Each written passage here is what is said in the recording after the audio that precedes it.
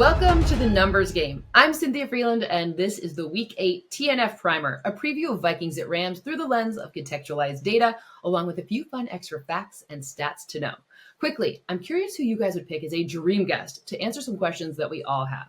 Like, what's the strategy with simulated pressures? How can we stop them? What should we be looking for to decide if inside or outside zone rushes are the best option? Or does it depend on your running back or even your linebackers? I could rattle off a million right now, but I hope that's enough to get your creative juices flowing. Let's try to keep these to players, coaches, execs, former and current are all on the table. I have a list going, but I want this to be our show, so I want to know who you want to learn from. Thank you for that and for choosing to spend some of your time and energy with me, so let's get right into it. Last week, my model went 11 of 15 straight up, 9 of 15 against the spread, and 8 of 15 on totals, bringing my season to 64.5 straight up, 51.9 against the spread, and 51.4% on totals. The start of Week 8 is a TNF matchup between Minnesota's head coach, Kevin O'Connell, and LA's head coach, Sean McVay, his former boss.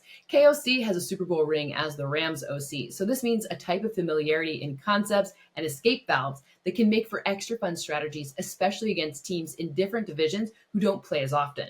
The home team is currently a 3-point underdog. Apparently, I'm feeling extra experimental this week, so I'm going to organize this by phases of the game. Let a girl know if you like this for the TNF breakdown. Let's start in the run game. The Vikings have gained more yards than expected at the highest rate in the league this season against base defenses, including explosive runs, so 10-plus yard runs, on nearly 15%. That's the sixth highest rate in the league.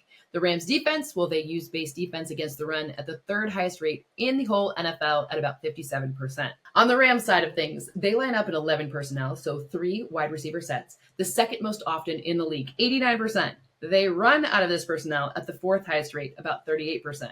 What happens when they do? Good things. 52% success rate, second best in the league. The Vikings defense, well, they've seen the fewest runs from offenses using 11, but they've been stout on them so far. Overall, Minnesota's defense has allowed the fewest first downs in the run game, the lowest percentage of explosive runs allowed, but they have the highest missed tackle rate on runs in general at 32%. I'm a little surprised about that, given what I know about Brian Flores. I've known him for 20 years. That does not seem like something that should last. In the passing game, let's first look at the quarterbacks versus the blitz, because in this game, that matters a lot.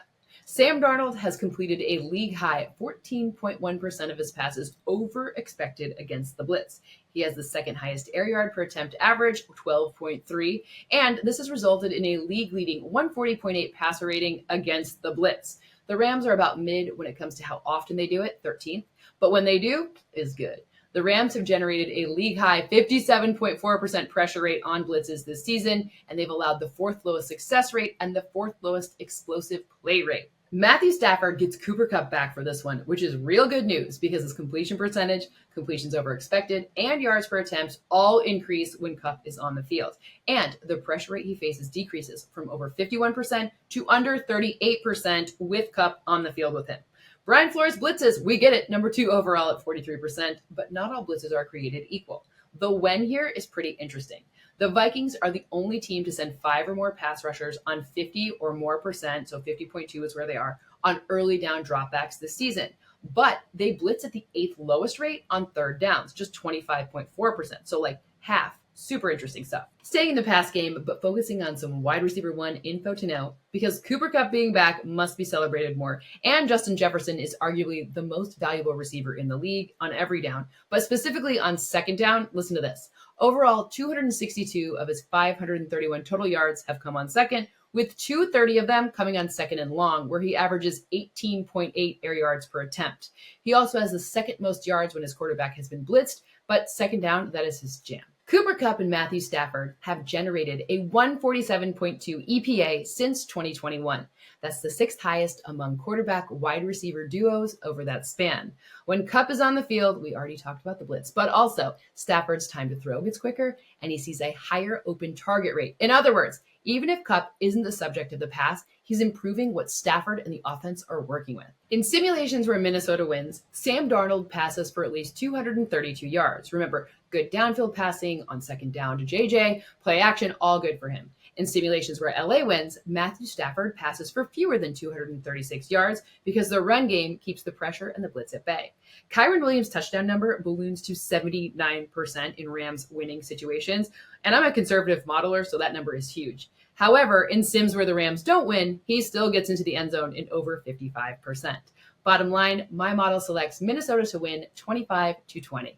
Let's add a couple more bland notes to our recipe list for this week's game. Because Kyren Williams, that touchdown number is super chalky. So let's give him more than 71.5 rushing yards. That one counts as one plus another. So we're at 2 already. Remember, these are all things that happen in at least 55% of my overall simulations. Another one, Aaron Jones to earn fewer than 25 receiving yards. TJ Hawkinson forecast to be back, which cuts into his target share. But don't worry, his rushing total is more than 66.5 yards in well over 55%. So there's another extra blend. We're at 4. Let's go for 5. Justin Jefferson to haul in at least 6 passes. I have him slated for 7, 90, and a touchdown. Second down, baby. Let's add a little spice to our menu, and that's something that happens in 48% or more of my simulations, and that is that Jordan Addison is going to have a reception of over 20 yards. The Rams allow a 125.3 passer rating versus play action, second highest in the league, and an 11.3 yard per attempt average, so Addison over 20, I think it happens. As we approach the halfway mark of the NFL regular season and before the trade deadline, I want some feedback.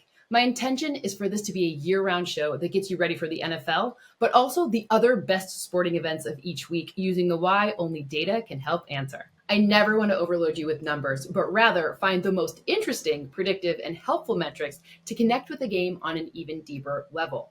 I was reminded this week when I did an interview with the Titans, they asked me what was different about my models. I was reminded to tell you guys all, again, I use regular stats and advanced stats like NextGen and computer vision derived stats, but my model, my recipe, was created with the input from experts. I worked in the league office in 2008. I got to work with the competition committee. We're talking Hall of Famers here. And I worked on projects around season inventory restructuring. So a 17 or 18 game regular season. Where should the games be located? Where should the teams be located? I got to learn from like literally the best NFL coaches, players, front office execs. It was pretty special. And then because I was still in school, I could vet all of my stats with people who have PhDs and really know the difference between causation, correlation, etc. What is the point of me rehashing my resume? Well, the NFL is my home and my main focus, but more sports are coming, and I want to kind of recreate the same way I asked experts with you. Especially this offseason, I want to get this mix of what sports you want to hear about and leverage my network of exceptional sports thinkers, bringing their opinions, perspectives, models to you wherever it makes sense. I'm a coder, also an MBA, so we see a lot of like silly things. And one is garbage in, garbage out, garbage data in, garbage data out. Let's make this the opposite. Gold standard process and thinkers in order to get the best results we can for the data derived why out. It is hard for me not to get romantic about data. All that being said, how should we handle the trade deadline? I'm thinking a special show, maybe a guest or two. Would it be okay to either do an hour or 2 30-minute shows should the trade deadline be interesting? Do you want World Series information? Everyone who studied what I study has baseball information and contacts. You know, Moneyball, it was kind of a big deal.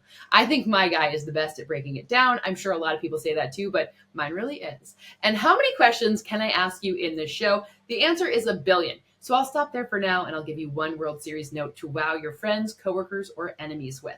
This is the 12th meeting between the Dodgers and Yankees. The Brooklyn Dodgers were 7 of those matchups, but the part that's more interesting is that 12 is more than any other team outside of these two has even made the World Series. I'll see you back here for the full episode in a day or so. Remember, projections, scores, and more will be ready for you to use as you wish on Wednesday.